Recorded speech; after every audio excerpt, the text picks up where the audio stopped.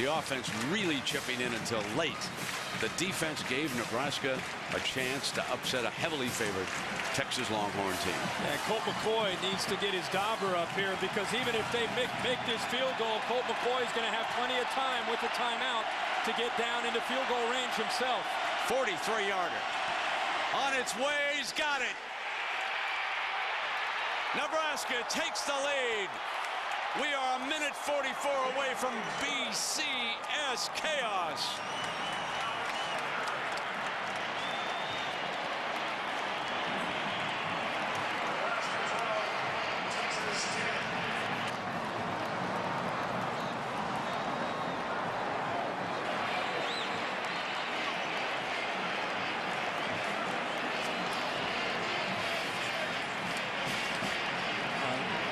There was no doubt. I mean, Henry has the confidence. You talked about the streak he was on coming into this game. He's hit some big kicks, and it's textbook tonight for Nebraska. Great defense, special teams, taking advantage of some turnovers.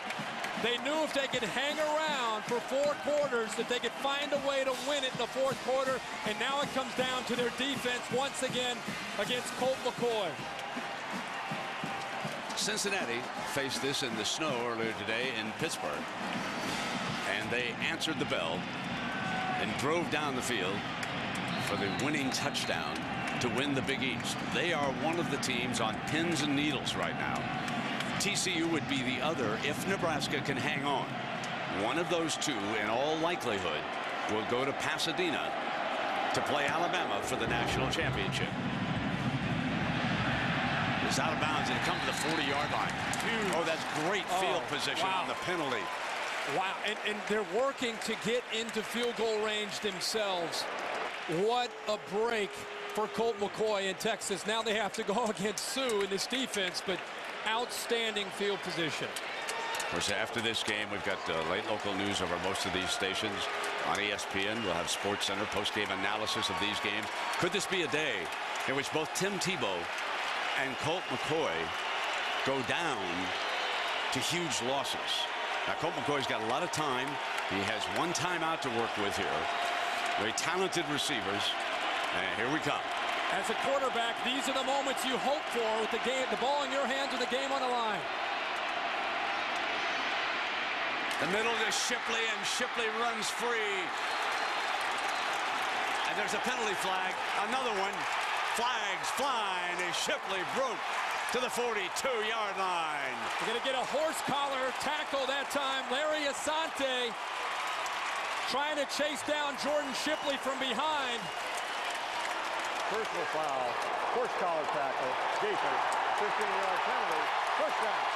So instead of a 19-yard completion, it is a 34-yard gain. It's right at the end of the play. Asante comes in trying to catch up. Easy call for the officials, and another second big break for Texas, rather, on this such an important drive here for Colt McCoy. Now Hunter Lawrence, he has been red hot as a kicker of late too. Texas is down a pair back. McCoy will take off, and it'll be second down coming up. This is where Mac Brown feels so good about this situation, because he's got Colt McCoy, who's been in these similar situations, and he knows what to do. He knows how to work the clock. He knows subconsciously where you have one timeout, you know where you need to get, you know where you need to get your field goal kicker lined up to have confidence to kick the game-winning field goal. Texas wants to hurry up here. They don't want to have to burn this last timeout because the play clock is coming down inside of 10. They've got to hurry it up a little bit. Plenty of time now. He settles in at 5. Quarterback draw, and he bounces back out to the left side, and Gomes wrestles him down for a yard loss. They need some more yards, I think, to feel like this is a no-brainer. The clock's ticking. Texas's offense trying to get organized here. Got one more play here before the field goal attempt. Better hurry up. 3rd down and 13. Roll pocket right. Throw it out of bounds and stop the clock. Wait a minute, did the game end? Nebraska thinks it's over. McCoy may have run the clock out. Mack thinks there's a second left. I thought there was a second left. I think Bo Pelini should settle down the Nebraska sideline. I think they can look at the clock in this situation.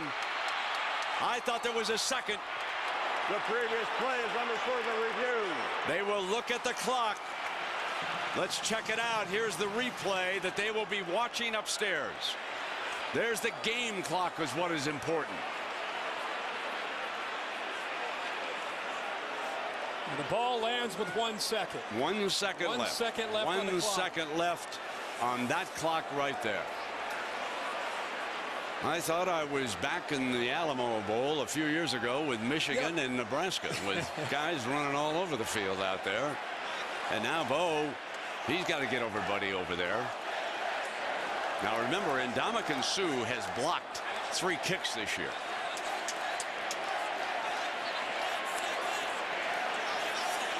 After further review, there's 1 second left on the game clock. Fourth down.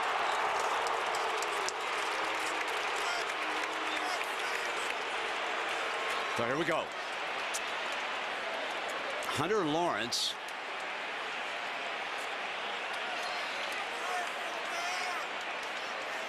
The line of scrimmage, I believe, was up around the 29, wasn't it, on the incompleted pass? So it'll be up at around the 29-yard line. What is that, about a 46-yard field goal? That's no gimme. No, not at all. That is no gimme here. Now,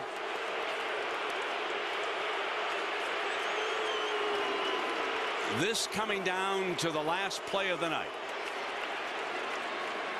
A BCS championship appearance on the line for Texas. Cincinnati and TCU, the reason why we're not saying who's going to be the winner in that, it'll go to the vote. There will be the human voters, the coaches, there'll be the Harris poll, and it'll be the computers that will have to sort that out if Hunter Lawrence does not make this field goal. So here it comes, ladies and gentlemen.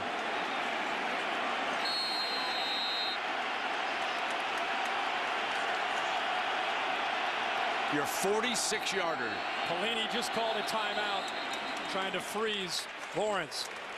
He's got to calm himself down. Calm himself down, yeah. Brent, I was really surprised at how casual Colt McCoy, as a veteran quarterback, really was there with that timeout.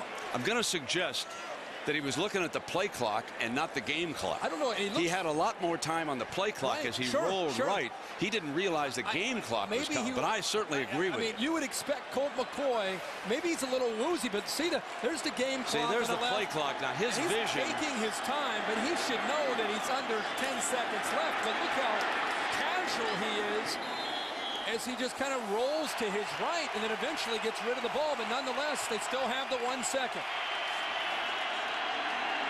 Your 46-yarder.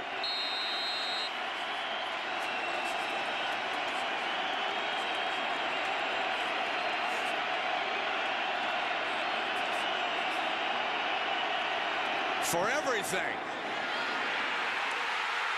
Got it. Texas goes to Pasadena.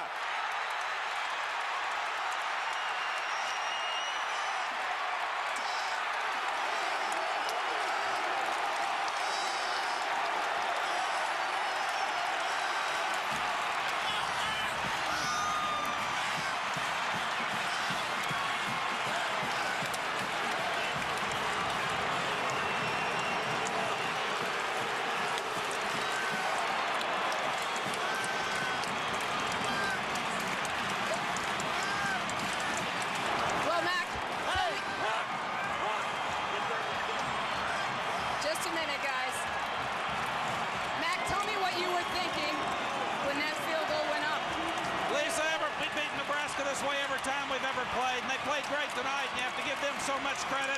Proud of our kids. We're the best come-from-behind team in the country. Wish we didn't have to come from behind, but what a great effort by our kids at the end. I saw you say something to the kicker when he was out there. What were you saying to him? Told him he's made them all year. He hasn't missed one from this distance on that hash. In fact, he's missed two. They're really long, and if our guys